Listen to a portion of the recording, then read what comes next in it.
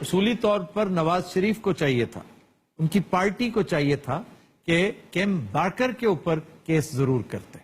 یہ جو بڑی مشہور رائٹر ہے طالبان شفل کی, گو کہ بڑی اعلیٰ پائے کی کتاب طالبان پہ نہیں ہے, لیکن ایک چیپٹر ایسا ہے جس میں وہ نواز شریف کے ساتھ اپنے انٹرویو, اپنی ملاقات کا قصہ بیان کرتی ہے.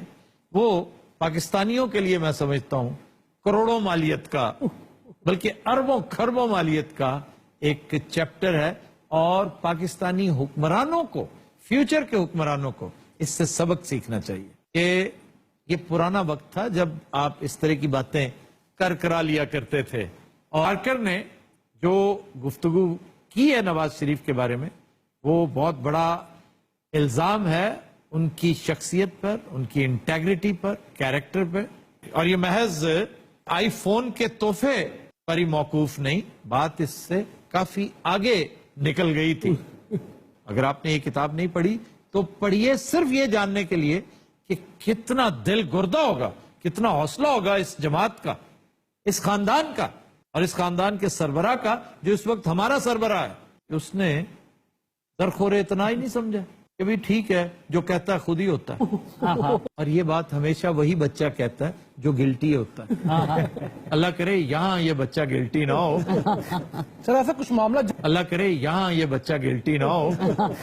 سر ایسا کچھ معاملہ جنرل جنجوعہ کے ساتھ بھی ہوا تھا. جنرل آصف نواز جنجوعہ نے جو باتیں کی, ان کے بھائی شجاع نواز جنجوعہ نے, جو دانشور ہیں, وہ اپنی کتاب cross swords, Pakistan army and the wars within ان, اس میں کوٹ کرتے ہیں, اور صفحہ نمبر 450 قابل ذکر ہے. وہ کہتے ہیں کہ میرے بھائی نے, جو اس وقت chief of the army staff تھا, نے مجھے بتایا کہ پرائم منسٹر نواز شریف نے میرے کافی دوستوں کو, سینئر افسروں کو BMW کا تحفہ دیا ہے, اور میں سمجھتا ہوں کہ یہ کرپٹ کرنے کا ایک بہترین طریقہ ہے, اور میں اس پہ بڑا رنجیدہ ہوں, بڑا دکھی ہوں. پھر ایک دفعہ اپنا واقعہ بیان کرتے ہوئے وہ کہتے ہیں کہ میں مری میں گیا پرائم منسٹر سے ملنے, وہاں پر میری گاڑی دیکھ کر پی ایم صاحب فرمانے لگے کہ جنرل صاحب آپ کس گاڑی پہ آئے ہیں, یہ گاڑی آپ کی؟ کہ جی یہ ٹویوٹا کراؤن.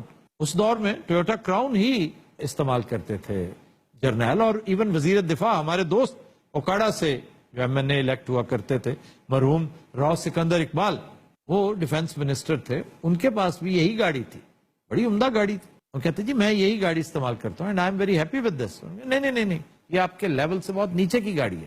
تو کسی کو اشارہ کرتے ہیں کہ لاؤ وہ گاڑی لے کر آؤ, وہ ایک نئی BMW لے کے آ گیا. اس کی چابی مجھے تھماتے ہوئے کہنے لگے کہ آپ کے شان شان یہ گاڑی ہے جناب, آپ کیا کر رہے ہیں؟ وہ کہتے ہیں کہ میں سوچ بھی نہیں سکتا تھا کہ میری زندگی میں یہ بھی ہو سکتا ہے. ساری عمر کبھی نہیں ہوا, اس وقت ہوا جب میں ٹاپ پہ, اپنے پرائم ٹائم پہ پہنچ چکا ہوں. اس وقت, اور کون کر رہا ہے اس وقت کا وزیر اعظم. نے کہا جناب یہ آپ اپنے پاس رکھیں, آپ ہی کو مبارک ہو, میرے پاس جو گاڑی I am very happy with it, that's it. وہ کہہ کے چلے گئے, لیکن وہ کڑتے رہے ہیں اور بہت دکھی رہے ہیں, اور میں سمجھتا ہوں کہ یہی ڈپریشن ان کی موت کا سبب بھی بنی. سر اس پہ حد تک عزت نہیں کی انہوں نے, جبکہ بنتی تھی.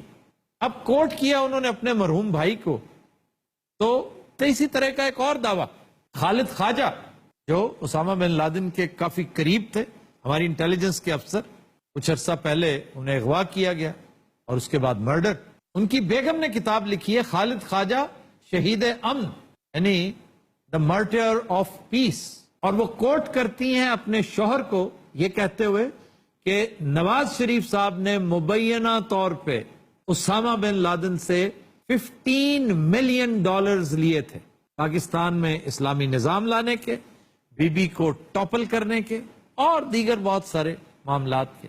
تو اس بات پر بھی یقین تو نہیں آتا کہ اس قدر لوز ڈیلیوری نواز شریف کیسے کر سکتے ہیں.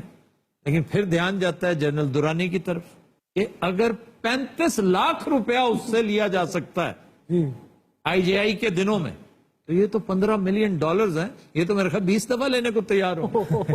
تو ایک دعویٰ اس رائٹر پر بھی, اس آتھر پر بھی بنتا ہے, بیگم شمامہ خالد کا نام ہے. تو بھائی عمران خان پر دعویٰ ضرور کرو, لیکن یہ ریکارڈ بھی تھوڑا سا ضرور درست کرو, کیونکہ جب تک سوشل میڈیا زندہ ہے تب تک ان چیزوں کا چرچا ہوتا رہے گا.